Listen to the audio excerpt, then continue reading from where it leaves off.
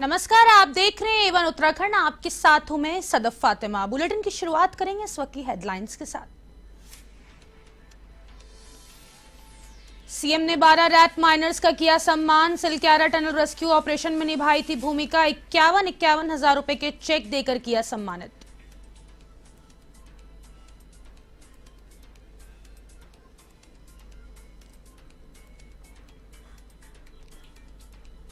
सांसदों के निलंबन मामले में भाजपा कांग्रेस आमने सामने। भाजपा ने बताया सही तो कांग्रेस कर रही है बहाली की मांग।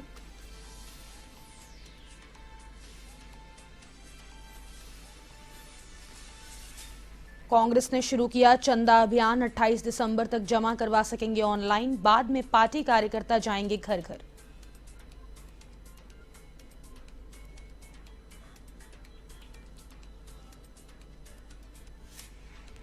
कांग्रेस ने शुरू की लोकसभा चुनाव की तैयारियां। हल्द्वानी में हुआ कार्यकर्ताओं का जिला सम्मेलन। राज्य सरकार के खिलाफ तैयार हुई रणनीति।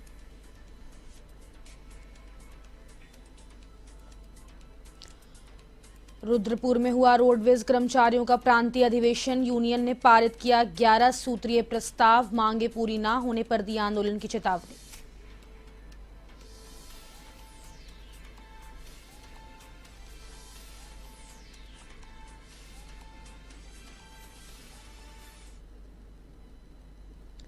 उत्तराखंड के मुख्यमंत्री कैंप कार्यालय देहरादून में सम्मान समारोह का आयोजन किया गया। कार्यक्रम में सीएम पुष्कर सिंह धामी ने 12 रैट माइनर्स का सम्मान किया।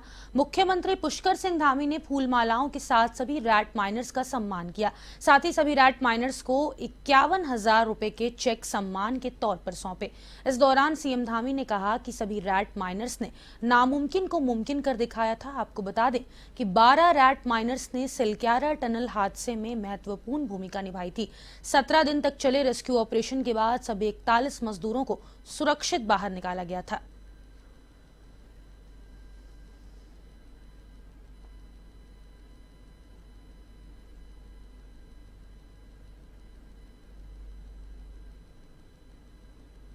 देखिए, पहले तो मैं जितने लोगों ने भी रेस्क्यू ऑपरेशन में अपना योगदान दिया, सहयोग किया, हर एक का मैं बहुत धन्यवाद करना चाहता हूँ।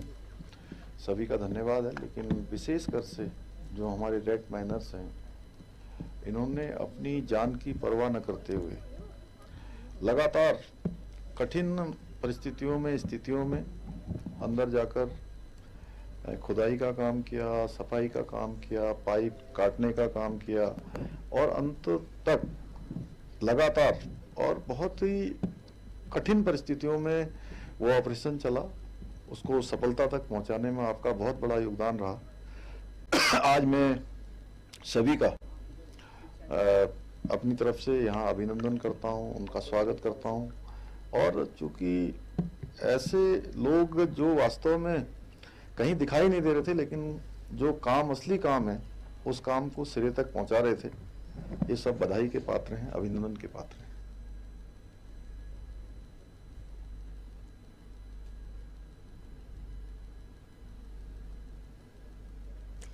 मुख्यमंत्री कैंप कार्यालय में सम्मान समारोह आयोजित किया गया। आपको बता दें कि सिलक्यारा टनल के रेस्क्यू ऑपरेशन में अहम भूमिका निभाने वाले रैट माइनर्स को पुष्कर सिंह धामी ने सम्मानित किया और 51 हजार के चेक सम्मान राशि के तौर पर सौंपे।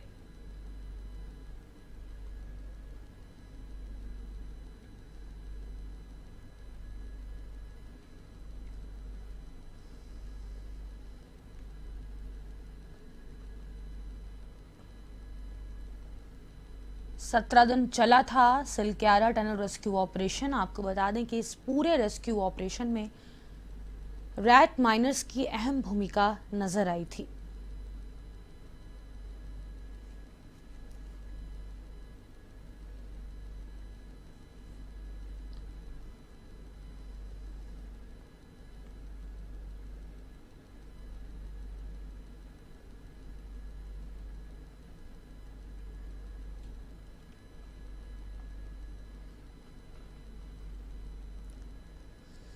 मुख्यमंत्री कैंप कार्यालय में सम्मान समारोह आयोजित किया गया, जिसमें मुख्यमंत्री पुष्कर सिंह धामी द्वारा 12 रैट माइनर्स को सम्मानित किया गया।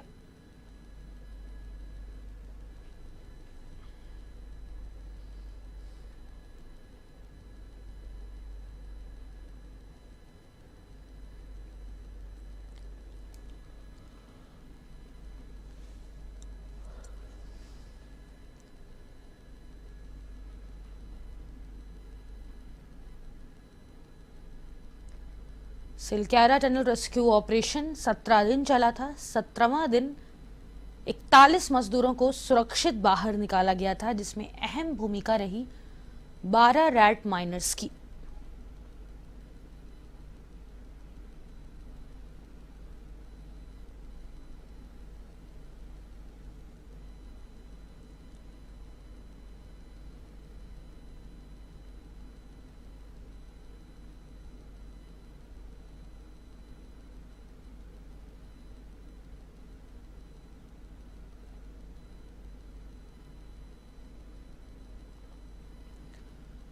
और इसी खबर पर अधिक जानकारी के लिए देहरादून से संवाददाता तारिक अंसारी हमसे फोन लाइन पे जुड़ गए हैं। तारिक, मुख्यमंत्री पुष्कर सिंह धामी द्वारा सभी 12 रैट माइनर्स को सम्मान दिया गया है, जहां पे 51,000 की राशि चेक सौंपी गई है। काफी अहम भूमिका रही थी अगर हम बात करें सिलक्यारा टनल के रेस्क्यू ऑपरेशन की। जी बिल्कुल, मैं आपको बता दूं करीब 17 दिन बाद जो है 41 मजदूरों को रेस्क्यू किया गया था। अगर मैं बात करूं रैट माइनर्स की, तो जिस वक्त विदेशी मशीन खराब हो गई थी, उस वक्त जो है हमारे देश के जो रैट माइनर्स हैं उन्होंने जो है मोर्चा संभाला और 12 रैट माइनर्स में 41 जो मजदूर थे सुरंग में फंसे उन्हें बाहर निकाला था। मैं आपको बता दूं आज मुख्यमंत्री पुष्कर सिंह धामी के सम्मान में जो है इन्हें जो है चेक भी सौंपा गया। बिल्कुल साफ तौर पर मुख्यमंत्री ने पहले ही ये कह दिया था कि जो रैट माइनर्स हैं जिन्होंने जी तोड़ मेहनत करके जो है 41 मजदूरों को सुरंग से बाहर निकाला है, क्योंकि मशीन खराब हो गई तो उनको निश्चित तौर पर जो है सम्मान दिया जाएगा, उन्हें राज्य सरकार सम्मानित करेगी। और आज जो है मुख्यमंत्री पुष्कर सिंह धामी ने अपना वादा पूरा किया और उन लोगों को जो है 50-50 हजार रुपए का चेक। चलिए, बहुत शुक्रिया तारिक तमाम जानकारी के लिए। तो 17वां दिन चला था सिलक्यारा टनल का रेस्क्यू ऑपरेशन, जिसको लेके अब सम्मानित रैट माइनर्स को किया गया है। संसद के शीतकालीन सत्र के दौरान 141 सांसदों को निलंबित किया गया। इसको लेकर उत्तराखंड में भाजपा और कांग्रेस के बीच जुबानी जंग तेज हो गई है। एक ओर जहां भाजपा सांसदों के निलंबन को उचित ठहरा रही है, तो वहीं मुख्य विपक्षी दल कांग्रेस सांसदों की निलंबन वापस करने की मांग कर रही है। इसको लेकर उत्तराखंड भाजपा की प्रदेश प्रवक्ता सुनीता विद्यार्थी ने कहा कि 3 राज्यों में हार के बाद कांग्रेस की यह बौखलाहट है। जिस तरीके से संसद के बाहर और संसद के अंदर कांग्रेस का आचरण है, तो वहीं कांग्रेस के संगठन उपाध्यक्ष मथुरा दत्त जोशी ने कहा कि यह पहली बार है कि इतने बड़े स्तर पर सांसदों का निलंबन हुआ है। भारतीय जनता पार्टी लोकतंत्र का गला दबाने का काम कर रही है। 2012 और 13 में भी इसी तरह का वाकया हुआ था, उस समय भी संसद को नहीं चलने दिया गया था। फिलहाल की बात करें तो अगर सांसद संसद के अंदर ही अपनी आवाज नहीं उठाएंगे तो फिर वह कहां उठाएंगे।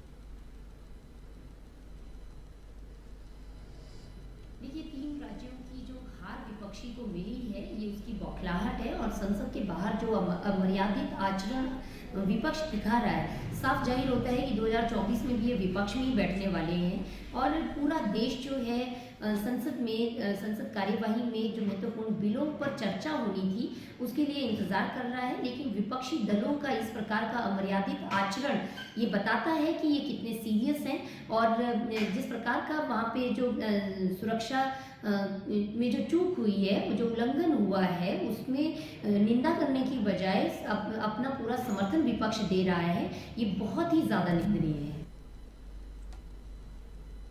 भारतीय जनता पार्टी को इस बात का जवाब देना चाहिए कि अगर सांसद सदन में नहीं बोलेगा, ये कहाँ बोलेंगे। और ये इतिहास में पहली बार हुआ है कि 141 सांसदों को आपने एक झटके में बाहर कर दिया। आप विपक्ष विहीन संसद चलाना चाहते हैं, आपकी मंशा में खोट है, आपकी नीयत में खोट है, आपकी सोच में खोट है।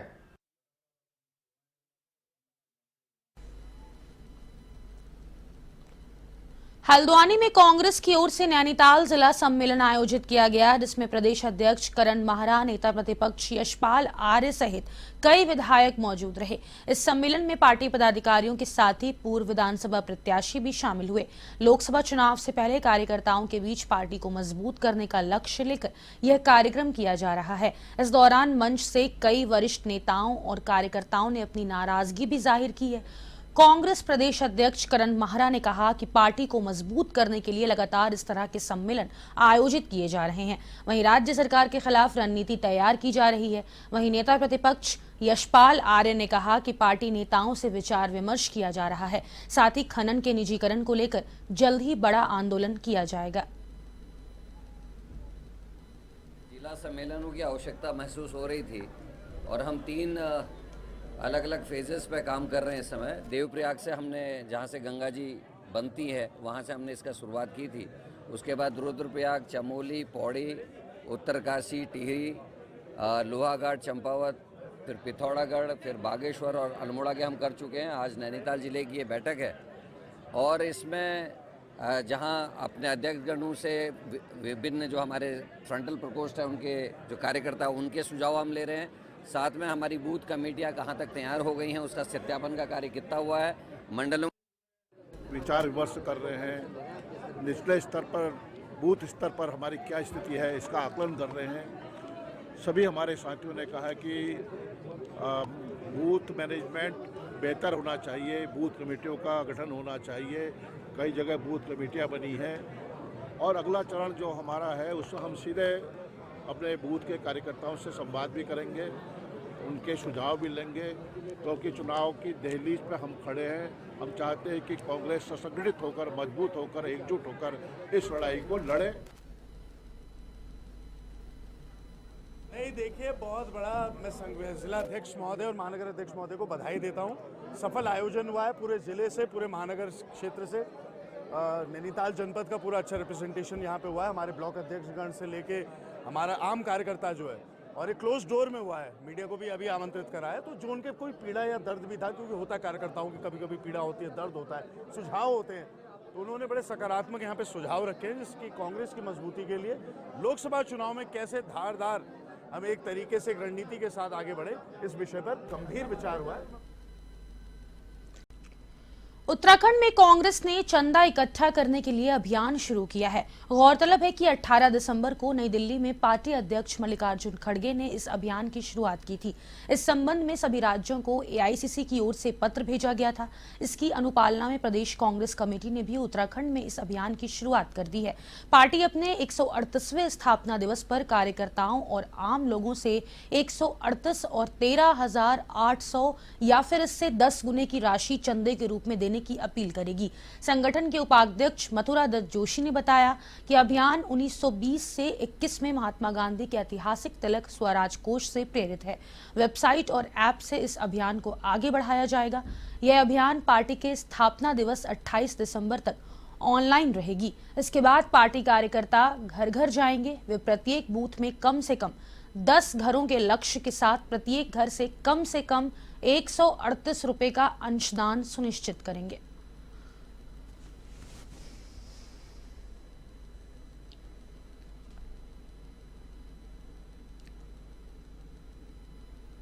देखिए, ये हमारा जो देश के लिए दान कार्यक्रम है, कांग्रेस के 138वें वर्ष में हमने 138 रुपये से लेकर 1,80,000 रुपये तक का जो भी दान देना चाहे स्वेच्छा से है, वो हमने आमंत्रित किया है।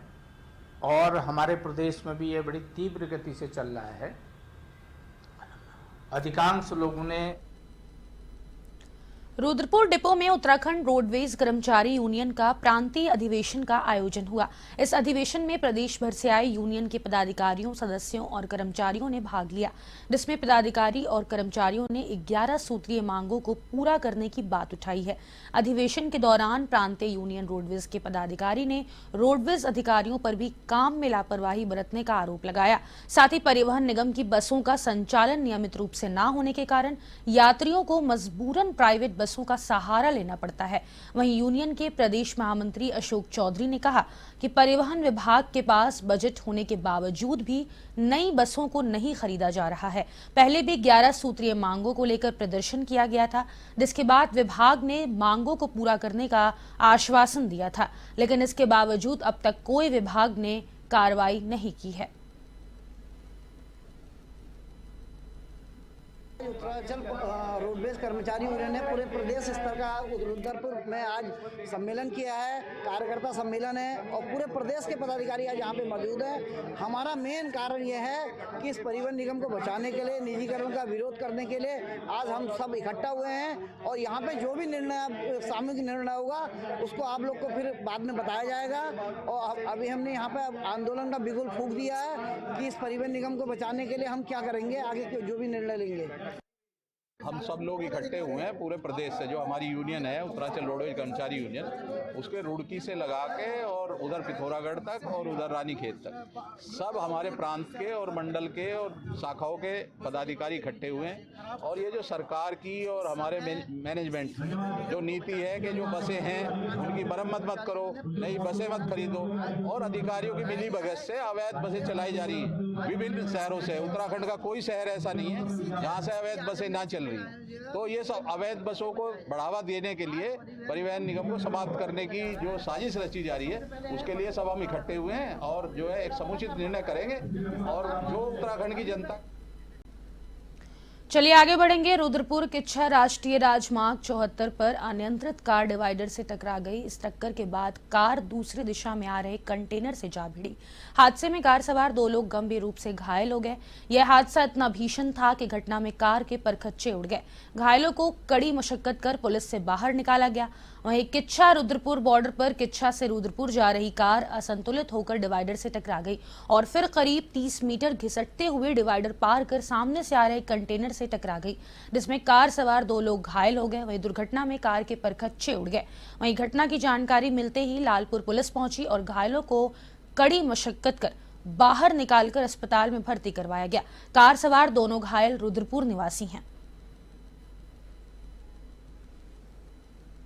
और ये इधर से किच्छा की तरफ से ट्रक जा रहा था, तो वो जा रहा था ट्रक, मतलब वो कार एकदम बहाम से ड्राइवर साइड में लगी आन के, तो उनको जो है हम लोगों ने निकाला कार में से हमने 3-4 लोगों ने निकाला बड़ा मुश्किल से, समझ लो कुछ समय हमारी मत कट गई थी बिल्कुल।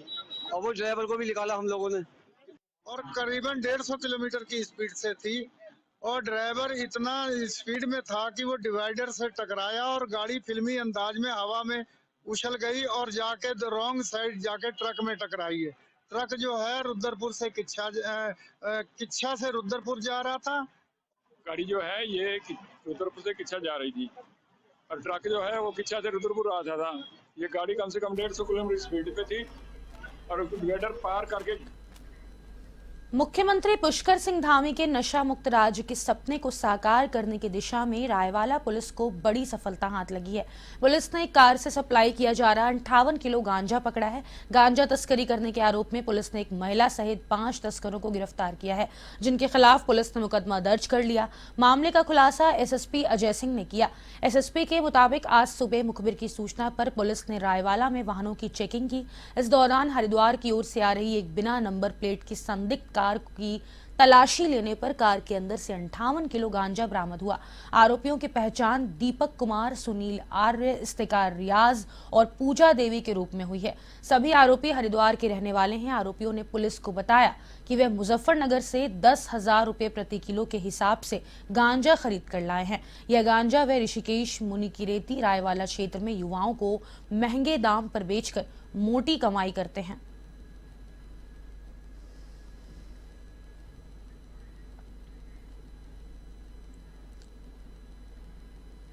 काशीपुर से विगत रात्रि अज्ञात हथियार बंद लुटेरों ने मकान मालिक को बंधक बनाकर नकदी सहित घर में रखे आभूषण लूट लिए, जिसको विरोध करने पर लुटेरों ने मकान मालिक के साथ मारपीट कर घायल कर दिया। हनुमान नगर फेज 2 निवासी यशपाल सिंह चौहान ने बताया कि देर रात दर्जन भर करीब लुटेरे हथियारों के साथ घर में आकर पूरे परिवार को बंधक बना लिए और घर में लूटपाट करनी शुरू कर दी, जिसका विरोध किए जाने पर लुटेरों ने बंदूकों की वटों से सिर में वार कर बुरी तरह घायल कर दिया और घर में रखे जेवर और नकदी लेकर फरार हो गए, जिसकी जानकारी पुलिस को दे दी गई है। इस संबंध में जानकारी देते हुए पुलिस अधीक्षक अभय प्रताप सिंह ने कहा कि लूटपाट हुई घटना के बारे में रात्रि गश्त के दौरान सूचना मिलने पर पुलिस बल के साथ मौके पर पहुंच गए थे, जहां देखा गया कि मकान के अंदर सामान बिखरा हुआ था और मकान मालिक को काफी चोट पहुंची थी। लूट की घटना को संज्ञान में लेते हुए पुलिस टीम ने जांच शुरू कर दी है।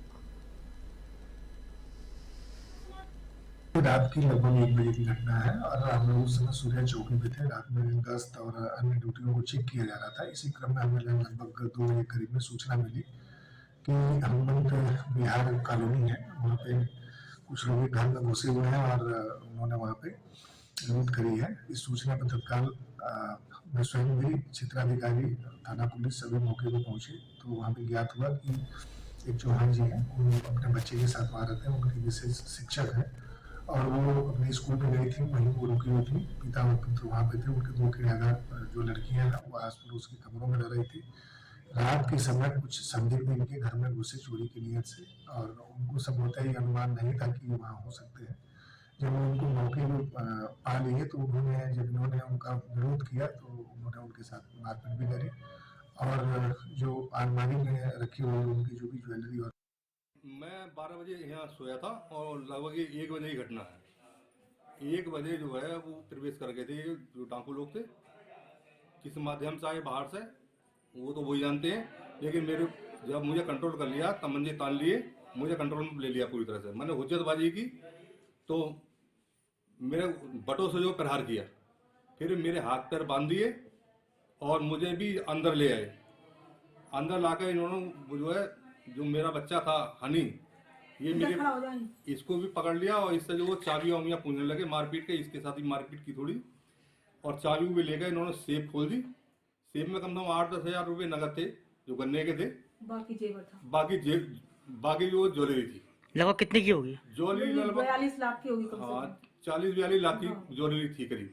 लगभग कितने लोग होंगे ये? लगभग ये मान के चलिए, यहाँ उम्मीद है मेरे विचार से यहाँ जो ऊपर थे कम से कम 8 लोग तो ऊपर थे और नीचे भी होंगे क्योंकि हॉल नीचे खुला हुआ था।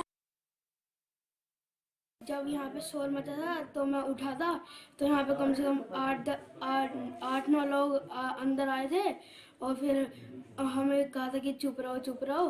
फिर हमें बांधा था, फिर मुझे लाए अंदर, फिर मुझे ही मारा था। फिर पूछने लग गए कि चाबी कहाँ है।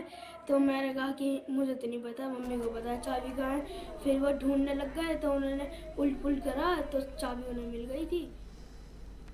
राज्य को डस्टबिन फ्री और 100% डोर टू डोर कूड़ा उठाने को लेकर मुख्य सचिव SS संधू ने निर्देश जारी किए हैं, जिसमें नगर निगम देहरादून में भी इसको लेकर तैयारियां शुरू हो गई है।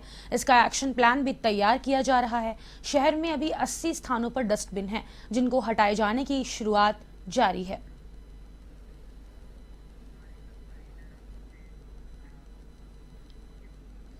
और इसी खबर पर अधिक जानकारी के लिए देहरादून से संवाददाता तारिक अंसारी हमसे फोन लाइन पे जुड़ गए हैं।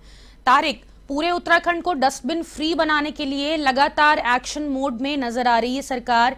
अभी इसको आगे लेके क्या कुछ कवायद शुरू होंगे? जी बिल्कुल, मैं आपको बता दूं, चूंकि जो है देहरादून जो है वो स्मार्ट सिटी के तहत देहरादून का जो है पुनर्निर्माण किया जा रहा है। लगातार यहाँ पर जो साफ सफाई का कार्य जारी है, जो तार लटके हुए ऊपर किया जा रहा है, जो अंडरग्राउंड किया जा रहा है। इसी क्रम में डस्टबिन को लेकर भी जो है मुख्य सचिव ने बिल्कुल साफ तौर पर ये निर्देश दिया है कि जो भी डस्टबिन जो है शहर के बीचों बीच या मोहल्लों में रखी गई है, चूँकि 80 ऐसी डस्टबिन है जो बीचों बीच रखी गई है जिनमें कूड़ा डाला जाता है। बिल्कुल साफ तौर पर जो है मुख्य सचिव ने अधिकारियों को निर्देश दिया है कि डस्टबिन बीच में रखी गई है उन्हें हटाया जाए। और इसके अलावा जो है डोर टू डोर जो नगर निगम की एक प्रक्रिया है कि डोर टू डोर जाकर जो है जो कूड़ा वाहन है वो कूड़ा उसमें लेकर आते हैं, घर घर जा साफ तौर पर।